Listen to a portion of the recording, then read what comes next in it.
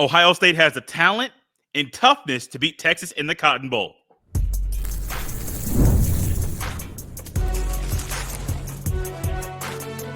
You are Locked On College Crossover, part of the Locked On Podcast Network. Your team every day. The Texas Longhorns, the Ohio State Buckeyes, man, oh man, it's going to be fireworks in Jerry World on Friday night. Jonathan Davis, Locked On Longhorns. Jay Stevens, Locked On Buckeyes. So much to get to in this mammoth, just gigantic juggernaut matchup between the Texas Longhorns and Ohio State Buckeyes. Two of the most storied programs in college football history will be playing Friday night to determine who will be playing for a national championship in the first edition of the 12-team playoff. And, you know, before we get into this Cotton Bowl matchup, I want to talk about Ohio State a little bit leading up to this, right? Because coming into the season, everybody talked about how Ohio State was one of the most talented teams in college football, right? They were on the short list of national championship contenders. So it's no surprise that they're here. They lost to Oregon, but that's one of those games where somebody has to lose. And you felt like, you know, a few plays go different ways. Ohio State wins that game, and Oregon's on the outside looking in. But then you lose to Michigan. And it's the game. You know, y'all haven't had great luck in it the last 3 or 4 years, but it's the game. Anything can happen. But it's at Ohio State, and it just feels like this year, this is the year that Ohio State is supposed to get their lick back, right? Because Ohio State is the really talented national championship contender, and Michigan is down on their luck. You know, barely bowl eligible. And you lose to Michigan again. And everybody's talking about Ryan Day's job. And Ohio State being this disappointing team that didn't even make the Big Ten championship. And it seems like there's just so much turmoil around Ohio State. And then you come out and beat Tennessee by 25. And then you follow that up and beat Oregon by 20. And the final score was 41-21. I don't know if it did well. I saw justice. I mean, that game might as well have been 50-3. You know what I'm saying? I mean, at least that's what it felt like. Jay, what the hell has gotten into the Ohio State Buckeyes? That loss to Michigan, I'm not going to lie to you. That loss to Michigan kind of lit a fire and did some things internally that needed to happen. Sometimes in losses, there's pressure and you're pushed and your back's up against the wall, and then you got to figure out what you're made of.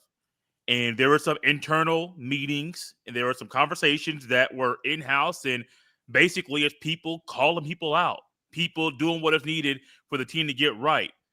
From what I've been told, Caleb Downs hates losing. He doesn't take losing very well. And he was one of those guys that was very vocal during some of those meetings, speaking about why the path that the team was on wasn't right, and losing to Michigan shouldn't have happened, that the defense played out of their minds in that game. If you hold any team to 13 points, you're supposed to win. Doesn't matter if it's the NFL or college, high school, doesn't matter. If you hold any team to 13 points, you're supposed to win that game. Ohio State didn't do that. Last time they were in the Cotton Bowl, I believe they lost 10-3. It was a year ago. They held Missouri to 10 points and still lost the game and had to lead late in the game, and it was 3-0. So the defense, even this year, the defense really wasn't a problem. There were some issues with the defense, but they weren't the main problem.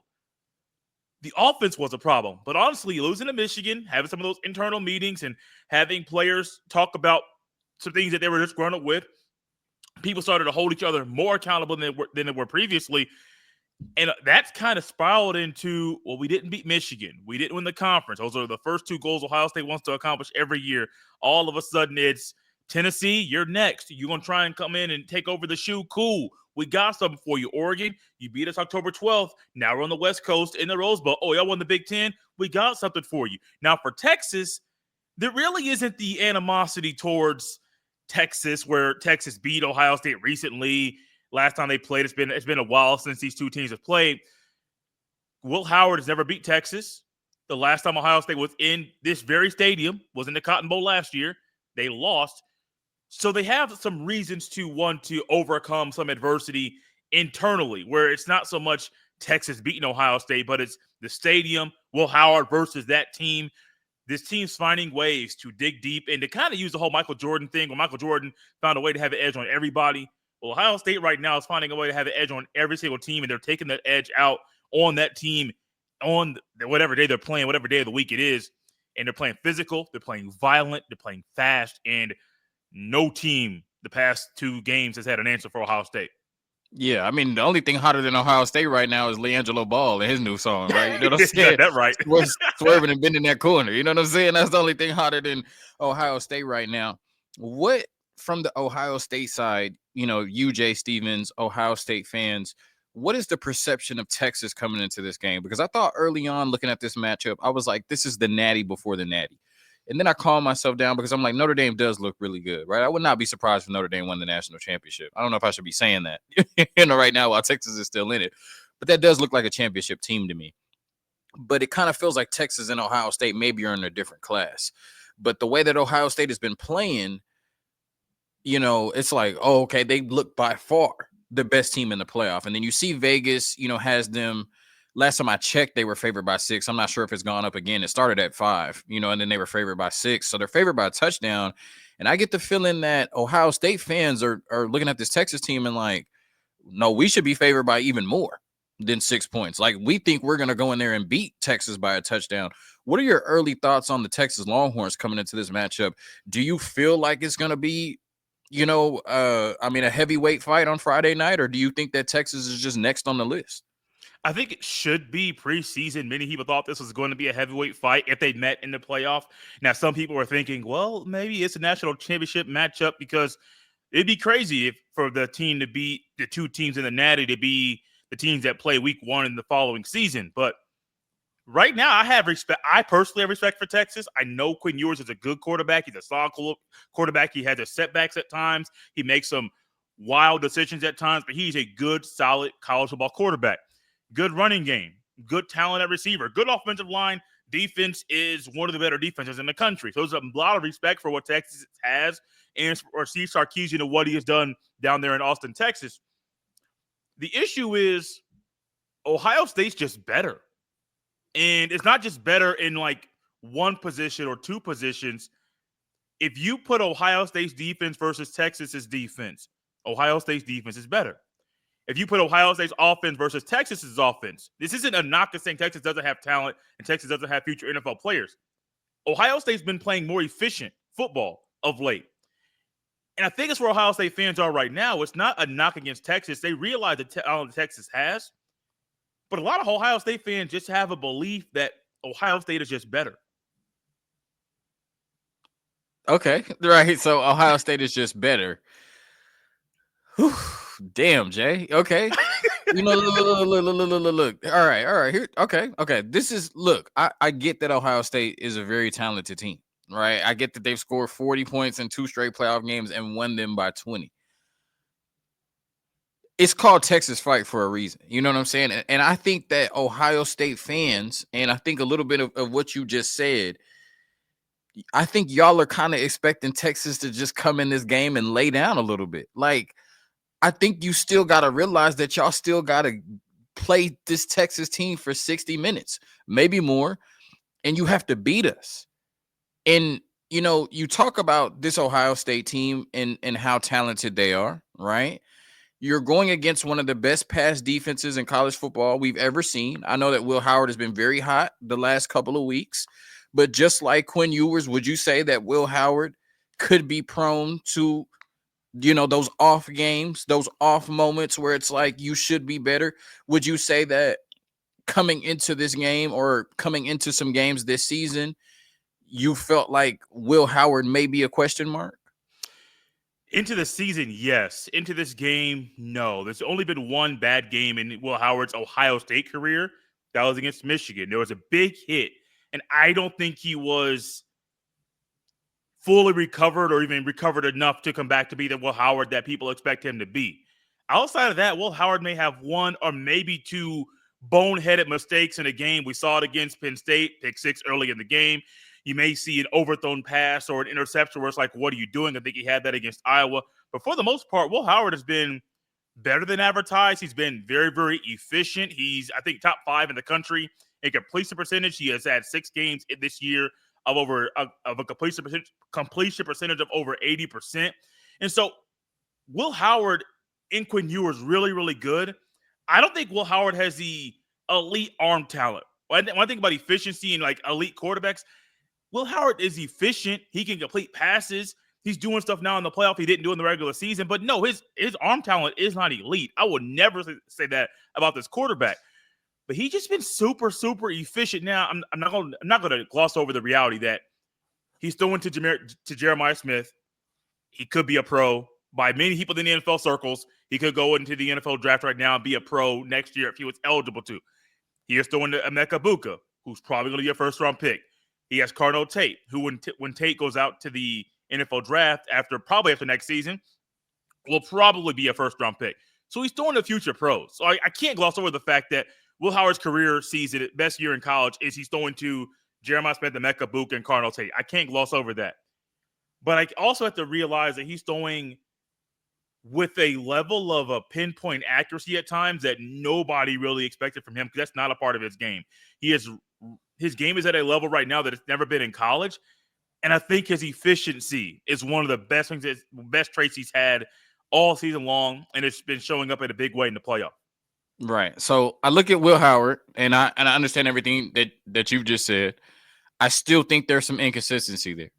I still think that you come into this matchup and you look at all of this talent around Will Howard, and you're asking him to somewhat be a game manager like Quinn Ewers, right? You're asking him more so not to lose the game rather than to go out and win it.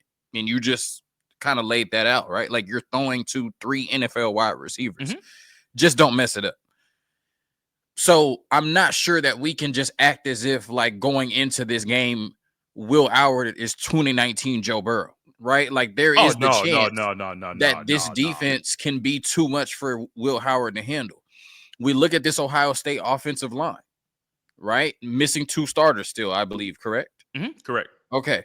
We look at this running game, which has been great. Not in every game, but it has been good in the playoffs. And then this defense, now they've only given up 20 points twice this season, and that was both to Oregon. But if anybody can find a way to score points, I think it would be Steve Sarkeesian in this offense. I guess my point is that everybody is looking at this matchup as if Ohio State is just going to roll over Texas. And you passed the test. Ohio State has passed the test. They beat Tennessee and Oregon. Like, this isn't Penn State beating SMU and Boise State. This isn't even Texas beating Clemson and Arizona State. Ohio State has beaten 2 really good teams.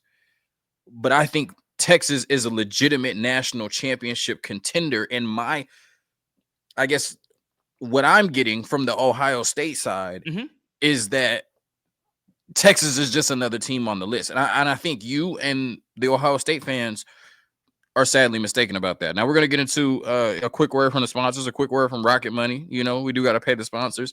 And we're going to talk a little bit more about Ohio State and Texas, 2 legitimate national championship contenders, 2 heavyweight contenders, and it's going to be a drag them out type fight, on Friday night. We discuss more after the break. All right, this Locked On crossover, Locked On Longhorns, Locked On Buckeyes is brought to you by Rocket Money. Let me get this on the screen for my YouTube viewers, right? Get that overlay up there on the screen. Let's get to the money. Did Rocket Money help you find any subscriptions you forgot about or that you were paying for twice? That definitely happened to me. I had a few subscriptions that I didn't even realize I was still paying for, and Rocket Money made it so easy to track them all down. It's like having a personal assistant for your finances. Rocket Money is a personal finance app that helps find and cancel your unwanted subscriptions, monitors your spending, and helps lower your bills so you can grow your savings. It brings everything together in one place, whether it's subscriptions, your spending habits, or even the goals you want to hit this year. Rocket Money has over 5 million users and has saved a total of $500 million in canceled subscriptions, saving members up to $740 a year when using all of the app's premium features. Cancel your unwanted subscriptions and reach your financial goals faster with Rocket Money. Go to rocketmoney.com/lockedon today. It's rocketmoney.com/lockedon. Once again, rocketmoney.com/lockedon.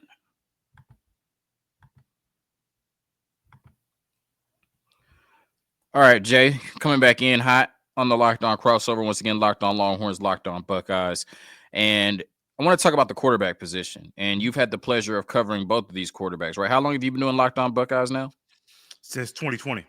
Since 2020. So you've had, once again, the pleasure of covering both of these quarterbacks.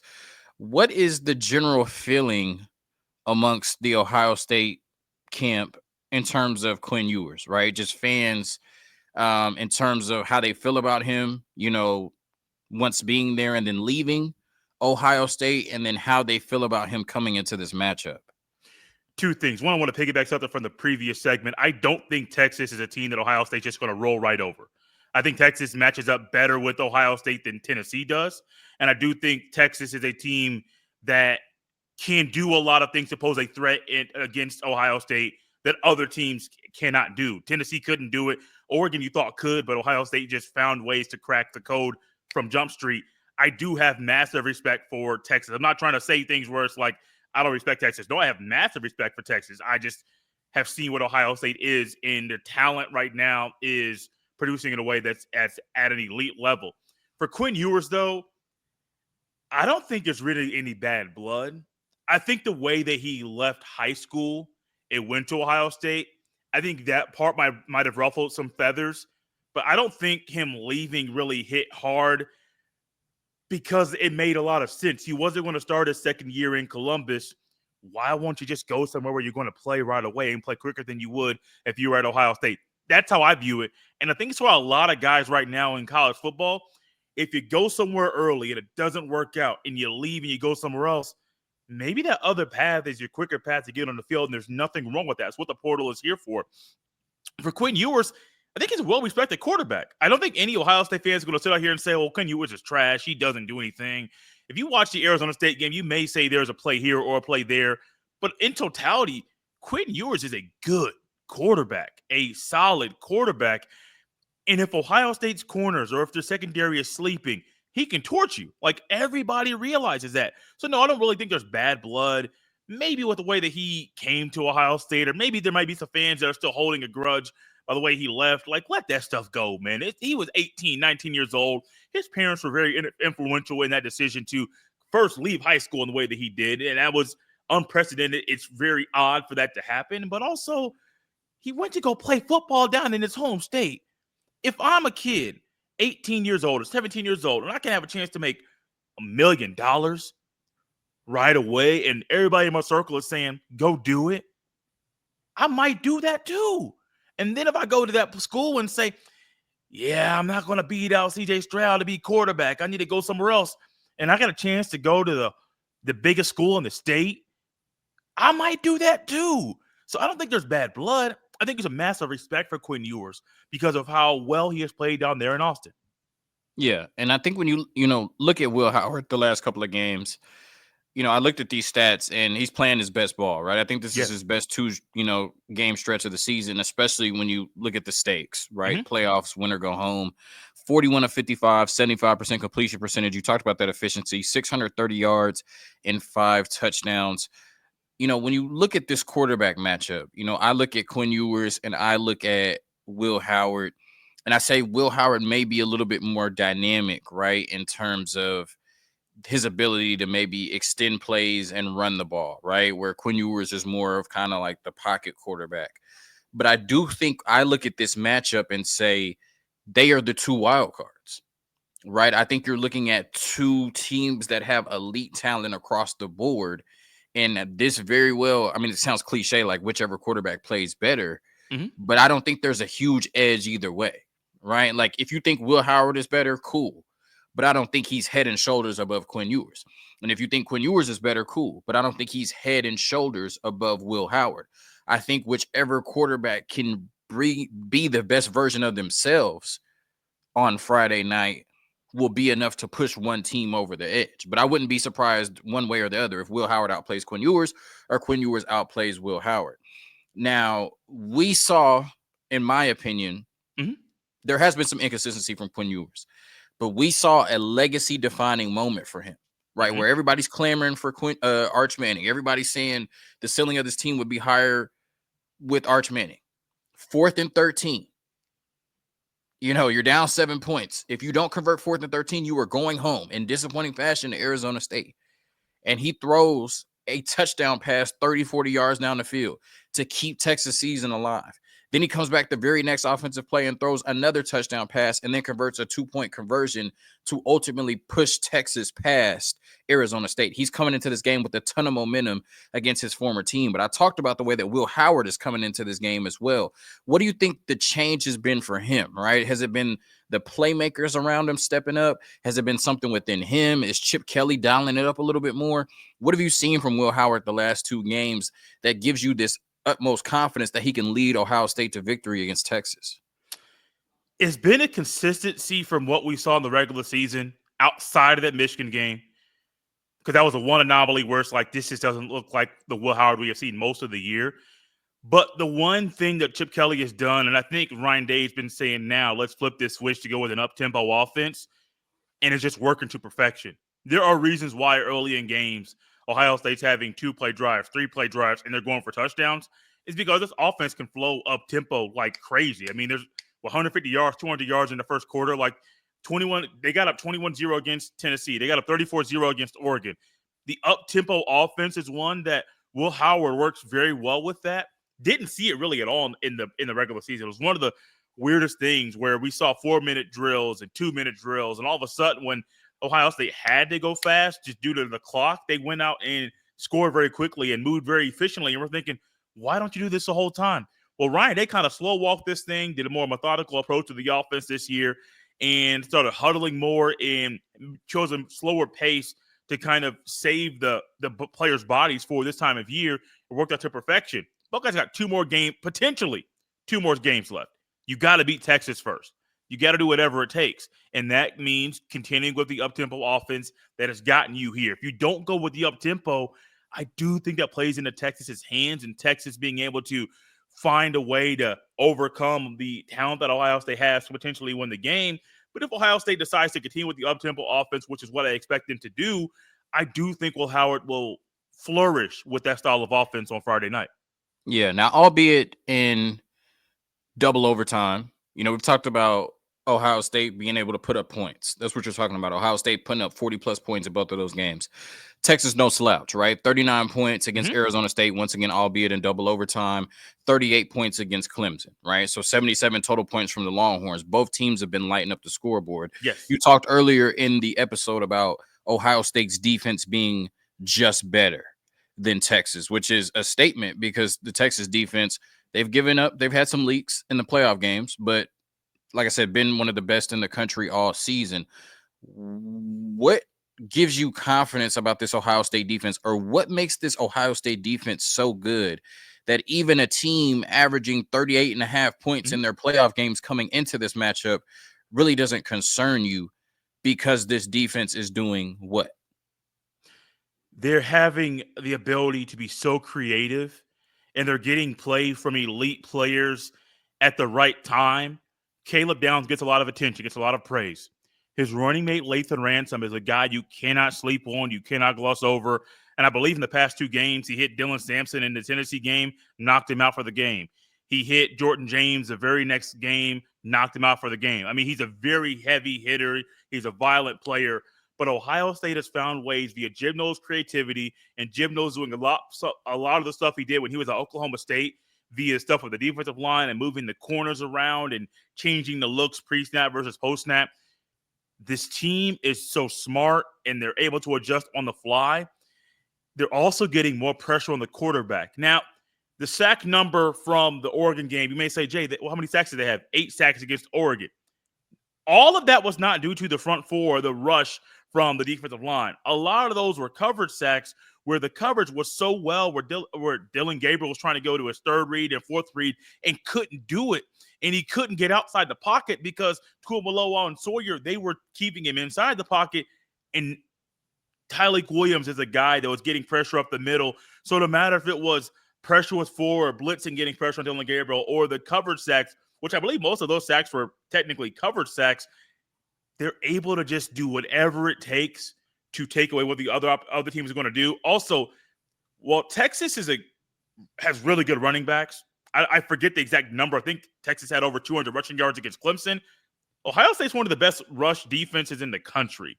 So while Ohio State is really good in pass coverage, top 5, maybe number 1 in some categories in the country, their rush defense is one of the best defenses in the country, too. And in only three games, 2 teams have scored over 17 points against Ohio State this year. Oregon did it twice, and then once with Tennessee. Everybody else was 17 or less. And that was before the Oregon loss. This defense is figuring out ways to slow teams down. It contained them at an elite level. I think even with Texas's firepower and Quinn Ewers and some of the receivers and the O-line that's been playing well, I do think Ohio State's defense is going to have answers for whatever Sarkeesian throws at them. Jeez. We'll see what happens Friday night, right? Like we continue to say, a big heavyweight matchup.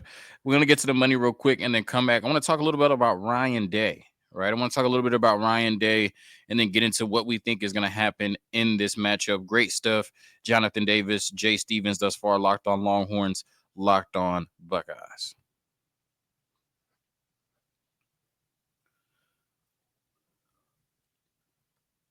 Jay, somebody was talking about the beauty of the 12-team playoff, right? Because we're getting a chance to see, stories being written and, legacies being, written that maybe we wouldn't have gotten in the 4-team playoff. Maybe Ohio State isn't here at all in the 4-team playoff, right? If you lose to Michigan, lose to Oregon, and don't even, make the conference championship game. And I get the feeling that coming into the playoffs, there was a lot of question mark about Ryan Day, even amongst the fan base, right? Mm-hmm. There was a lot of, is he the guy? At best, I think even the most optimistic Ohio State fans were like, give him one more year. If they weren't like, fire his ass. What I'm saying? My barber's an Ohio State fan. He was like, fire his ass. You know what I'm saying? So, I mean, even the most optimistic Ohio State fans was probably like on the edge. He's done a lot for himself to win these 2 games in this fashion, but it almost feels like you have to finish the job, right? Because if you lose to Texas, it almost feels like all of that good grace you've built up over the last 2 weeks kind of goes right back out the window, and you go right back to the coach that lost to Michigan again. So what are your thoughts on Ryan Day if he cannot get it done in this matchup against Texas? Do you think he's built up some leeway over the last 2 weeks if they happen to lose on Friday night? Or do you think it's natty or bust for Ryan Day at this point, especially amongst the fan base? Amongst the fan base, I think it's different than what the athletic director is going to do. The AD has already come out 3 times in between the Michigan loss and the Tennessee game. He came out and said Ryan Day's not going anywhere. Ryan Day is going to be here in 2025. That's Ryan Day's boss. And I think his word, his word means way more than a fan base, any fan out there. It doesn't really matter. If my boss believes in me, I don't care what anybody else says because I got job security. After that Michigan loss, I will say this.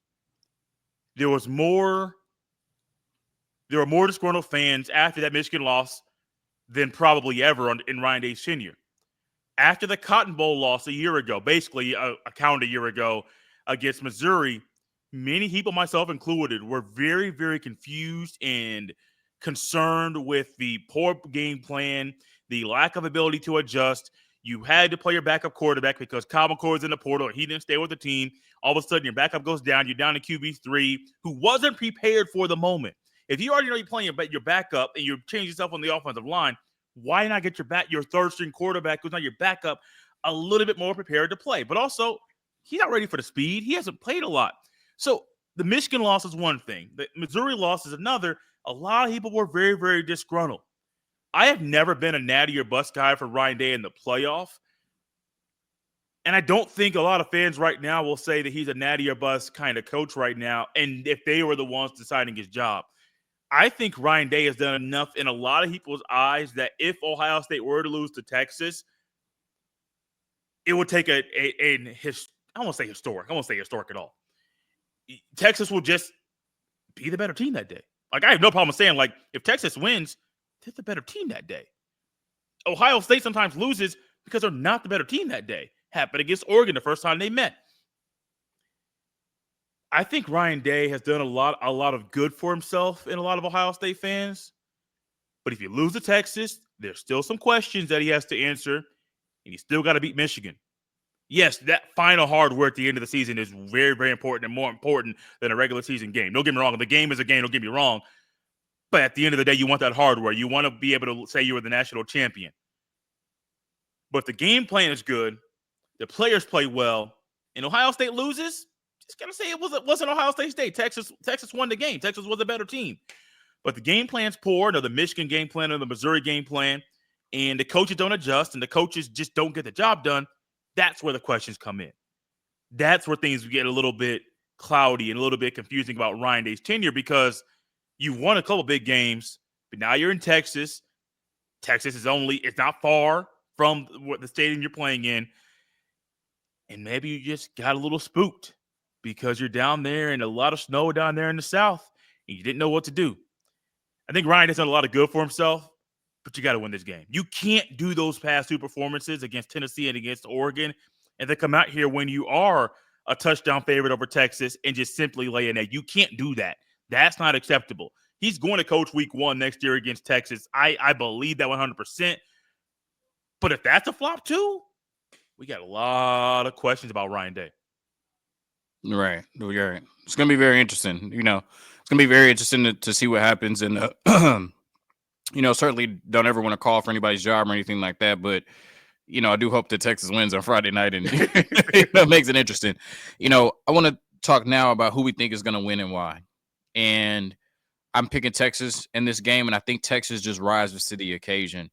I think that this is an interesting spot for Texas, coming into this game, because they get to put that Kirby Smart type, chip on their shoulder, right? That nobody believed in us, even though it's like, bro, everybody picked you to win the Natty, right? Right. Like, I think, what I'm saying? Like, I think Texas is coming into this game seriously. Like, everybody's expecting Ohio State to roll over them like they've rolled over their previous opponents. And Texas is looking like we're really damn good too. And I know this game isn't in Austin, but this game is in Texas, right? This game is in the state of Texas, and the University of Texas is playing in this matchup. And I think that means something to these boys, right? And I think that they want to go out and hold serve in their home state. And I think that Texas is a damn good football team. I think this is a really good defense. I think they're going to rise to the occasion. I think Ohio State is going to score some points. I mean, you talked about that wide receiver core, best running back duo in the country, and Will Howard is a playmaker. Chip Kelly pulling the strings. They're going to be able to score some points. But I think Steve Sarkeesian and this offense are going to be able to score some points as well. And you talked about what we have on the offensive side of the ball, and I think they're clicking. I think coming off of a matchup like that against Arizona State, where your season was in the balance, right, where it was one play, you were 13 yards away from going home and asking yourself, what if? And you live to fight another day. You live to play in this game against Ohio State. I think that's all the momentum they need to come in and not only beat Ohio State in this game, but carry themselves possibly to a national championship on MLK Day. I think Texas finds a way to win this game against Ohio State 31-28. I think Will Howard makes the play at the end of the game that secures a victory for the Texas Longhorns. I talked about that inconsistency. I talked about him being maybe a wild card or question mark. I think he proves it at the end of the game on Friday night, and Texas gets out of the Cotton Bowl with a victory, leaving more question marks for Ryan Day amongst the Ohio State fan base. What do you think happens in this game? Who wins and why, Jay Stevens?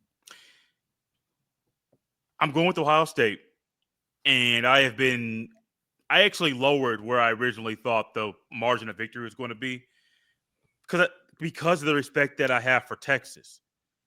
Texas's pass defense can do some things against Ohio State's receivers that neither Oregon nor Tennessee were able to do. Texas's pass rush can do some things against an O-line that's reconstructed, been playing well in the playoff, been playing well once they got some practices under their belt. And I think that's one of the things that can confuse some Ohio State fans. Like, whoa, Texas has this. Yes, Texas is a talented team. Like, I'm not going to sit up here and say, just because I think Ohio State's going to win, that I'm going to be like, well, no, Texas is trash. No, they earned their right to be in this spot. And you have to respect teams like that. You mentioned Will Howard and some of the inconsistencies there. I actually think Will Howard's efficiency is going to be one of the things that's going to be one of the themes throughout the game. Early and often and consistently, he'll be efficient throughout the game. He is going to have one of those two throws, though. An overthrown ball, a throw behind the receiver. Those are things you can expect from Will Howard every single game. He's probably going to give you about two of those throws. But outside of that, pinpoint accuracy, efficient, leading the offense. And I think one of the biggest reasons why I'm going with Ohio State, before I give a score prediction, the backfield is working very well together. There's two things. One, the backfield. I think Tre'Von Henderson is going to have a 100 rushing yard game and 2 touchdowns once again, because I just think he's locked in and he's not ready to be done wearing the scarlet and gray. But that defense, a defense that's only allowed in 3 games to have 3 games where teams have scored over 17 points. Oregon did it twice, once to Tennessee. I think some of the issues with Quinn Ewers this year, and even showed up against Arizona State. You talk about some of those good things, talk about some of those bad things as well. I think some of those issues are going to be a lot harder because of how well Ohio State's pass coverage has been and how hard it has been for teams to score through the air against Ohio State. The pass rush, once again, is going to be very, very big. Cody Simon, the number 0, is going to be a menace and be a man possessed once again. I got Ohio State winning 31, Texas 14. Got the Buckeyes winning this game. The margin of victory, like I said, was a lot larger originally. Wait, hold on, brother. Yeah, you're good. You have Texas losing by 17, and you said you calmed that down. What was the original one? I didn't have a score. I thought Ohio State was going to win by 21. Just to be honest with you, I didn't have a score with that one. I was like, I told my buddy Monday, I was like, "Nah, I think Ohio State's going to win by 21." But I was like, "No, I can't do that. Like, I have too much respect for what Texas is." You went down to 17. I did. Okay. I did. The way Ohio State's playing, they're playing in a way that they are locked in so well. They're so ready to just burst out there on the field. The preparation is at an elite level. And I don't think with the way that Ohio State's playing, anybody can beat them. I truly don't think that. It's the defense that's why I only think Texas is going to score 14. It's not because of a lack of what Texas is able to do offensively. It's because of how well Ohio State's defense is playing, not just in the playoff, but how they played all year long. Right. I mean, Texas did score 15 against Georgia, so I guess I can't say that them scoring 14 is just absolutely out of the What was the out score? of the question. I forget the score in the SEC championship. How much did they score in that? SEC champ. Well, that one went to overtime, but that was it 20 something to 19? I saw it earlier today, but I forget the final score. Damn, I can't. But I do know it was 15-30 in the first meeting against Georgia. Yeah, I think Texas may have scored 19 in the SEC championship. Okay. So it's not super out of the question. Right. The beauty of football is we could talk all day. We could sit on our podcast chairs in front of our podcast mics and talk to the cows come home. They got to play the game on Friday night. Yeah. And I know, whether you're a Texas fan, whether you're an Ohio State fan, we're all going to look forward to watching this matchup. Jay Stevens, Jonathan Davis, great stuff. Locked on Longhorns, Locked on Buckeyes. Talking about the semifinals, the Cotton Bowl, and the first edition of the 12-team playoff. Texas Longhorns, Ohio State Buckeyes, 2 of the most storied programs in college football history, battled it out for a chance to win a national championship on Friday night in Cowboy Stadium. To all my Longhorn fans, to all the Buckeye fans, peace.